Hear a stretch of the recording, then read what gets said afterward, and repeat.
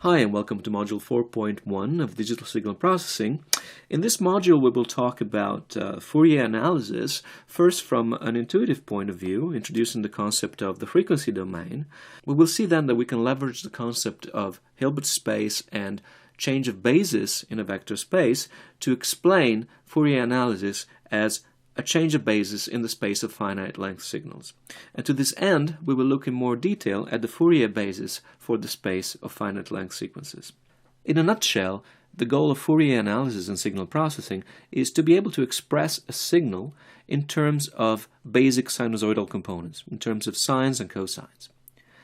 Now, before we tackle the mathematical details of such a transformation, it is important to ask ourselves why we choose sinusoidal components as the building blocks of our transform. Now remember that a signal is, as we said, the description of a physical phenomenon evolving in time.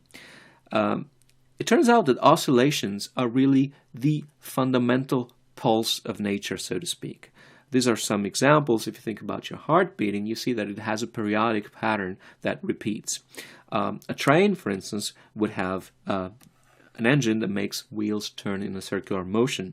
Waves are another example of periodic ebb and flow that can be modeled in a sinusoidal fashion. And of course, musical instruments generate sound by vibrating at a certain fundamental frequency. It turns out that any sustainable dynamic system exhibits an oscillatory behavior. Intuitively, it's rather easy to see that things that don't move in circles will sooner or later hit a dead end. Take bombs. An explosion is a clearly non-reversible phenomenon. It's impossible to bring the energy back, and so it's something that ends very quickly and very disruptively. Rockets, they burn fuel in a one-directional way and have to be jettisoned after they reach orbit. And human beings evolve, unfortunately, in just one direction towards old age. And it would be nice if we could circle back to infancy, but that's a metaphysical digression that we will not take at this point. Oscillations are very easy to describe and parameterize. Let's take the very simple case of a two-dimensional circular motion.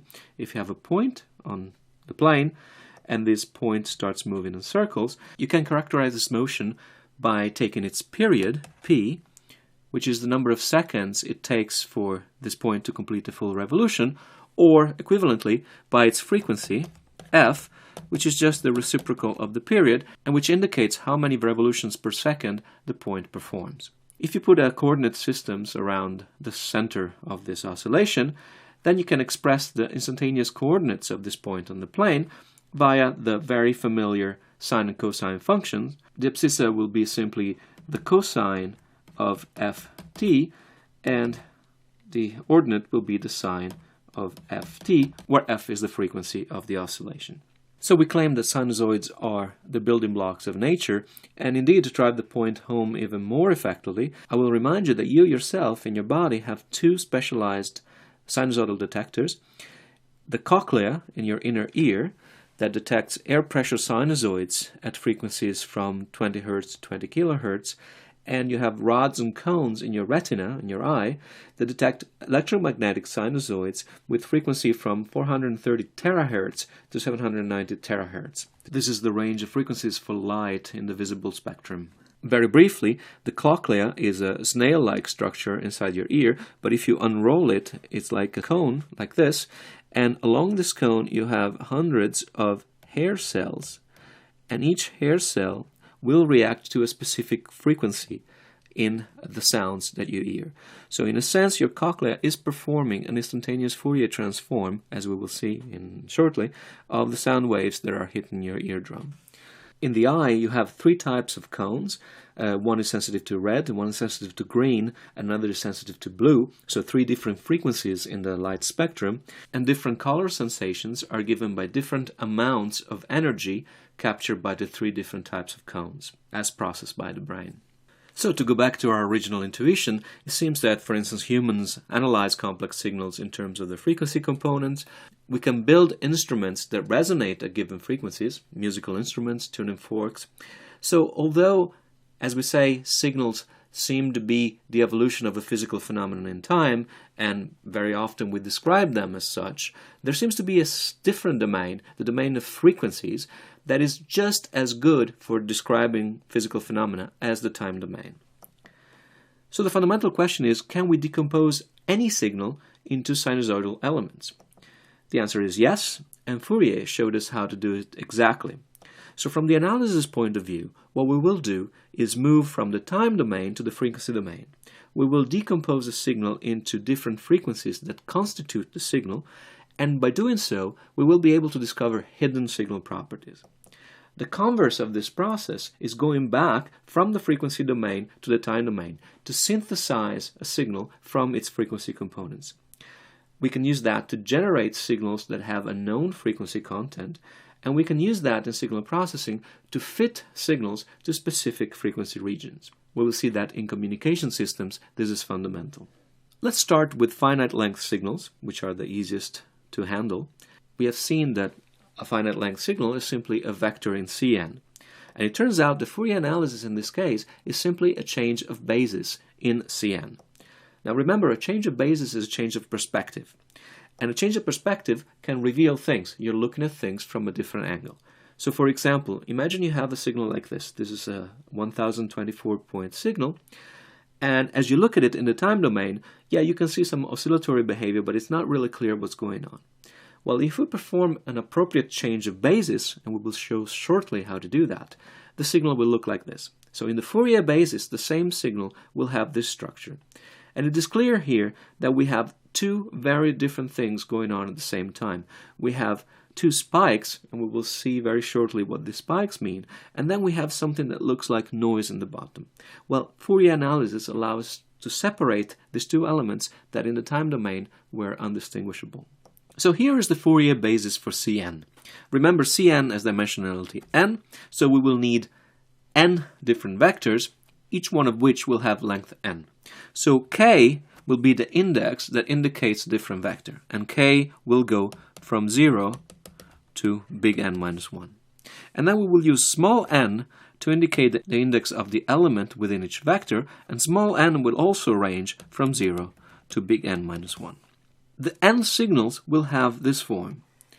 So remember, k is the index of the signal, and small n is the index of the element within each signal, and each element is simply e to the j 2 pi over big N nk.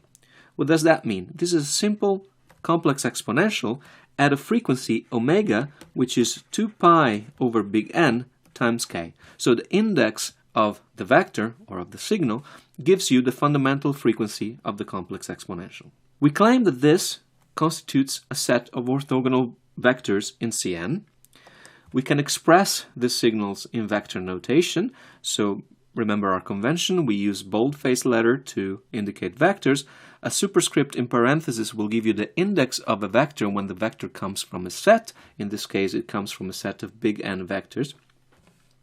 And a subscript will indicate the element within each vector. So again, w of k of n is simply equal to e to the j 2 pi over big N and k.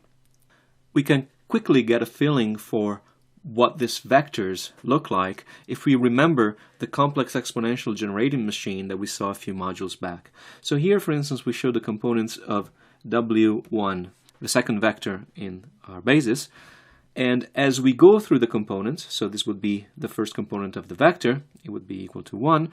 The second component would translate the point around the circle by an angle 2 pi over n, and so on and so forth. Remember, w1 of n will be equal to e to the j 2 pi over big N n. So we're going around the circles in increments of 2 pi over big N. Now the second vector in the basis, w2 of n, will be of the form e to the j 2 pi over big N 2n. And so this vector will move in increments of 2 pi over n times 2. So the points for that would actually be these guys, and so on. Okay, so let's look at a concrete example by setting big N equal to 64 and look at the Fourier basis for the space C64. Here we're looking at the real and imaginary components of each basis vector. This, if you think of the point moving around in circles in the complex plane, will be the cosine and sine of its subtended angle, as the point moves along the circle. So here we have the first vector in the basis, w0, and each component of this vector will be simply e to the j 2 pi over big N 0 times n. And because of the multiplication by 0, the exponent will be always 0, and so this vector is identically equal to 1. Its real component, therefore, is 1 for all indices, and its imaginary component is 0 everywhere. The next vector is w1, and here the fundamental angle of the complex exponential is omega 2 pi over big N. What this means is that the point will complete one full revolution over 64 points, and we can see this in the plots of its real and imaginary components. Here we have a full cosine period for the real part and a full sine period for the imaginary part. The next vector goes twice as fast. Now the fundamental frequency of the complex exponential will be 2 pi over big N times 2, and indeed we have 2 periods of the cosine and 2 periods of the sine in the imaginary part. The next vector is w3, and the fundamental frequency will be 2 pi over big N times 3. So we have 3 periods both in the real and in the imaginary part. By now you understand what's going on. And as we go up with the basis index, the vectors will start moving faster and faster. Because of the discrete nature here, it will be hard at one point to recognize that we have sinusoids. Here, for instance, you have W16 that moves very quickly, but you have to imagine that the movement captures a rotation that goes very fast around the unit circle. Here, for instance, we have only 4 points because the angle of the complex exponential turns out to be 2 pi over 64 times 16, which is equal to pi over 2. And so here the point will move between these 4 points, and if you look at the coordinates in the real and imaginary part, you see exactly this behavior. As we increase the index of our Fourier vector, the underlying frequency increases as well. Now the discrete nature of the vector makes it a little bit hard to understand the sinusoidal shape of the signal, but you can see, for instance, here that we are in the high frequency range because the sign of the samples changes at every step. So the sign alternation is a telltale sign of a high frequency sinusoid. Finally, we reach the highest frequency that the discrete time complex exponential can have. So here it happens for k equal to 32, where our frequency becomes 2 pi over 64 times 32, which is equal to pi. At this point, we will be moving from this position to this position in the complex plane, and this is clearly indicated by the real and imaginary components of the vector, which are alternating plus and minus 1 in the real part and identically 0 in the imaginary part. As we go forward with the index, as we saw in Module 2.2, the apparent speed of the point decreases and the direction of the rotation changes from counterclockwise to clockwise. So here, as the index increases from 32 up to 63, we see that the apparent speed of the sinusoid decreases back to 0, but the sign that we're past pi as far as the angular increment at each step is concerned comes from the phase of the imaginary part, which is inverted with respect to the equivalent frequency that we have seen for low values of the index.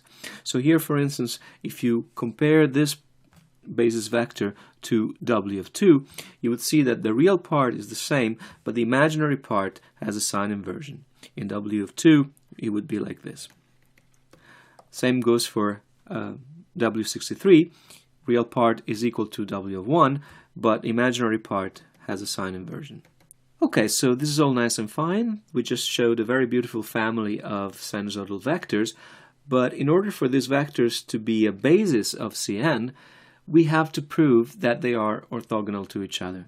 Orthogonality requires that the inner product between any two vectors of the family is 0. So we write out the inner product between W of k and W of h. We write out explicitly the inner product by considering each component of the first vector, conjugate the component, and multiply it by the corresponding component of the second vector. And we obtain a sum for n, small n goes from 0 to big N minus 1, of e to the j 2 pi over big N h minus k times n. So how do we solve this formula? Well, there are two cases. First of all, let's assume h is equal to k. So we're actually taking the inner product of a vector with itself. At this point, all these elements in the sum will be equal to 1, and so the sum will converge to n. In case h is not equal to k, then this is a sum of the form small n that goes from 0 to big N minus 1, a to the n. And we know that this is equal to 1 minus a to the big N, 1 minus a. So we plug the complex exponential into this formula and we obtain this ratio. But now, this guy here on top is e to the j 2 pi times h minus k. This guy is an integer. And therefore, this is e to the j times an integer multiple of 2 pi. So what that means is that no matter what the value of h minus k is, we're in this point here on the complex plane. And so 1 minus 1 will be 0, and this will be 0 for all h not equal to k. So the vectors are orthogonal, and therefore they form a basis for Cn.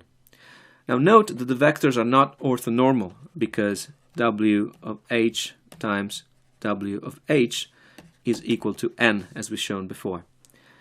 The normalization factor will be 1 over square root of n, but you will see later that we usually keep this normalization factor explicit rather than implicit for computational reasons.